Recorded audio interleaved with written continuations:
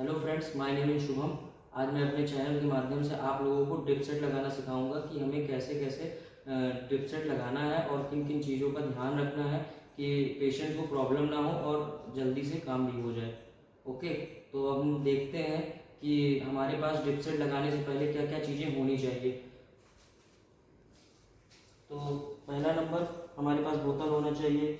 उसके बाद टेप होना चाहिए। अगर आपके पास फिक्सर नहीं है तो आप टेप का भी यूज़ कर सकते हैं। टेप के बाद आपके पास एक सिरिंज होना चाहिए जिसका यूज़ हम दवाइयाँ डालने में कर सकते हैं। उसके बाद आपके पास कॉटन होना चाहिए। कॉटन का यूज़ इसलिए करते हैं कि जब हमें बेनफ्लाम लगाना होता है तो इसे वॉश क्लीन करना होता है जिससे इन्फेक्शन ना हो। उसके बाद आपके पास ड्रिप सेट होना चाहिए। ड्रिप सेट के बाद एक कैनुला होना चाहिए।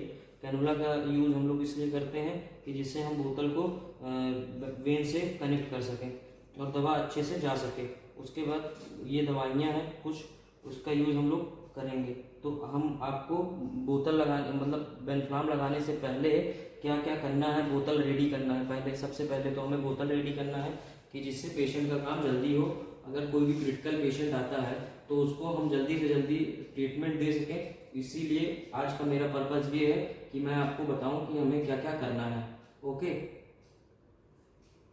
तो सबसे पहले हमें ये बोतल लेना है। बोतल के ऊपर ऐसा कुछ कैप लगा होता है, इस कैप को हमें रिमूव कर देना है। और दूसरी चीज़, ये नीचे चिलमची रखी हुई है जिसको हम लोग इसका यूज इसलिए करते हैं कि जो भी वेस्ट चीज़ें निकलती है, इसका पॉलीथीन वगैरह जो भी निकलता है उसको हम इसमें अच्छे से डाल सकें जिससे कि हॉस्पिटल गंदा ना हो। उसके बाद हम ये लेते हैं ड्रिप सेट को ऐसे निकालते हैं। निकालने के बाद इसमें डाल देना है पॉलीथीन को। और इसका जो कैप होता है इसको हमें टच नहीं कर, इसके अंदर का जो चीज़ है उसे हमें टच नहीं करना है। इसको ऊपर से ऐसे ही रिमूव कर देना है। रिमूव करने के बाद में ये यहाँ पे इसमें निडिल लगी होती है। इस निडिल का भी मैं यूज़ बताऊंगा आपको कि इस निडिल का यूज़ क्या करना कैसे होगा। उसके बाद इसको रखना है। सबसे ज़रूरी चीज़ है कि ये जो होता है, जब कभी भी आप अगर बोतल कनेक्ट कर रहे हैं तो सबसे पहले इसको क्लोज करते हैं, क्योंकि ये क्लोज नहीं ओपन होता है। ओपन होने से क्या होता है, कभी कभी कुछ लोग ध्यान नहीं देते हैं, तो इसकी वजह से क्या होता है कि जब हम इसे कनेक्ट करते हैं तो ये डायरेक्ट जो फ्लूइड होता है वो डायरेक्ट निकलने लगता है। उसके बाद इसको हम लोग ऐसे क्लोज कर देंगे। क्लोज करने के बाद में हम इस बोतल को लेंगे और इस बोतल से इस चीज़ को ऐसे कनेक्ट कर देंगे। कनेक्ट करने के बाद इसके ऊपर ये होता है, इसको ऐसे ही टांग देना है। टांगने के बाद क्या करना है, सबसे ज़रूरी चीज़ ये, अब इस नीडल का यूज़ मैं आपको बताऊँ। इस नीडल का यूज़ इसलिए करते हैं कि हम इसमें ऐसे प्रिक कर सकें। प्रिक करने से क्या होता है कि जो बोतल के अंदर एयर होता है वो बाहर हो जाता है, तो क्या होता है कि जो इसका फ्लो होता है वो आसानी से हो सकता है। ठीक, दूसरी चीज़, इस चीज़ को ध्यान रखिए, जो ये चैम्बर होता है इस चैम्बर को हमें हमेशा भरना होता है। भरने से क्या होता है कि इस पाइप के अंदर एयर नहीं जाएगी, और अगर एयर नहीं जाएगी तो पेशेंट को कोई प्रॉब्लम नहीं होगी। कुछ लोग क्या करते हैं, इस चीज़ को ध्यान नहीं देते हैं और ना ध्यान देने की वजह से पाइप में जो भी एयर होती है वो वेन में जाने के खतरे बढ़ा देती है। उसके बाद हमें क्या करना है, इसको ऐसे प्रिक करके एक बार में ये भर गया। भरने को इसको हमेशा ध्यान रखिए कि हमें फुल नहीं करना है, इसे आधा ही भरना है। आधा भरने के बाद हमें ऐसे इसके अंदर रख के और यहाँ से ओपन करना है। अब ये देखिए, ये एयर अपने आप निकल जाएगा पूरा, ये निकल गया। उसके बाद इतना हो गया। हमेशा कभी भी ध्यान रखिए कि बेनफ्लाम लगाने से पहले हमें इस चीज़ का ध्यान रखना है कि पहले हमें बोतल तैयार करना है और ये चीज़ें फास्ट होनी चाहिए। ये मैं अभी वीडियो बना रहा हूँ इसलिए आपको एक एक करके बता रहा हूँ। ये चीज़ें हो गई। अब इसके बाद हम सेकंड नंबर ये करेंगे कि हमें पेशेंट को बेनफ्लाम डालना है। तो आइए देखते हैं कि हमें बेनफ्लाम कैसे डालना है। ये हमें पहले ऐसे ही वेन बना लेना है और इसका यूज़ कर, ये मैंने ग्लव्स का यूज़ किया है, टॉनिक कप। आप चाहें तो टॉनिक कप का भी यूज़ कर सकते हैं। ठीक है, उसके बाद हमारे पास एक स्प्रिट वाला कॉटन होना चाहिए जिससे हम यहाँ पे इस एरिया को क्लीन कर सकें और अच्छे से वेन को बना लेना है। वेन बनाने से क्या होता है कि जो बेनफ्लाम हम लोग डालेंगे वो एक बार में ही अच्छे से चला जाएगा। मैं बेनफ्लाम को डालने वाला हूँ। बेनफ्लाम का जो ये पार्ट है इसको ऐसे स्ट्रेट कर लेना है। स्ट्रेट करने के बाद इसका जो ये है ऊपर का पार्ट, इसको ऐसे कर लेना है और इसके कैप को ऐसे रिमूव कर देना है। रिमूव करने के बाद इस चीज़ को हमें टच नहीं करना है। उसके बाद ये बेनफ्लाम मैं डाल के आपको दिखाता हूँ।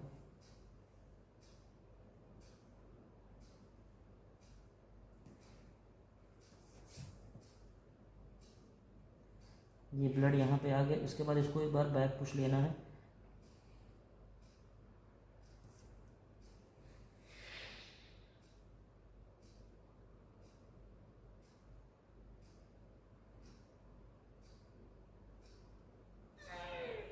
ये हो गया।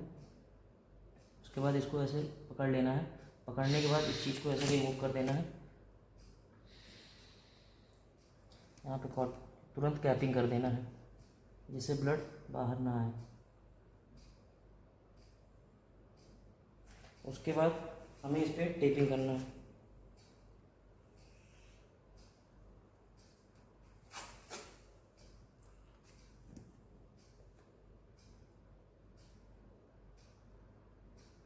अच्छे से टेपिंग कर दें जिससे ये बाहर ना निकले।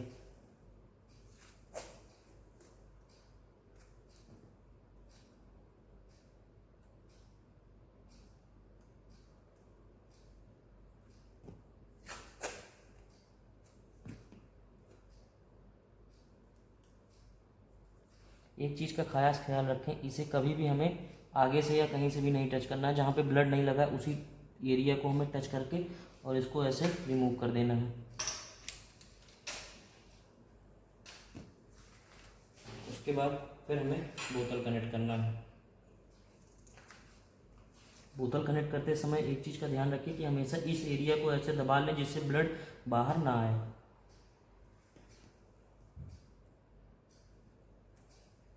और यहाँ से स्टार्ट कर देना है ऐसे। कनेक्ट करने के बाद वहाँ से ऑन कर देना। एक चीज़ ध्यान रखिए, अगर आप कोई भी इंजेक्शन पुश करना है जो कि आई भी पुश कर सकते हैं, ठीक है, तो आप क्या करेंगे कि ये जो रबड़ लगा हुआ है इसके थ्रू आप चाहें तो दवा को वेन में पुश कर सकते हैं। उसके लिए क्या करना है कि यहाँ से पहले हमें ड्रिप सेट को ऐसे बंद करना है। ये यहाँ से ड्रिप सेट बंद हो जाने के बाद उसके बाद यहाँ इसको इसके अंदर ऐसे इंसर्ट कर देना है। इसको ऐसे इंसर्ट करने के बाद इस चीज़ को ऐसे पाइप को यहाँ से मोड़ लें कि जिससे दवा रिटर्न ना हो। उसके बाद धीरे धीरे ऐसे हमें इसको ऐसे पुश कर देना है।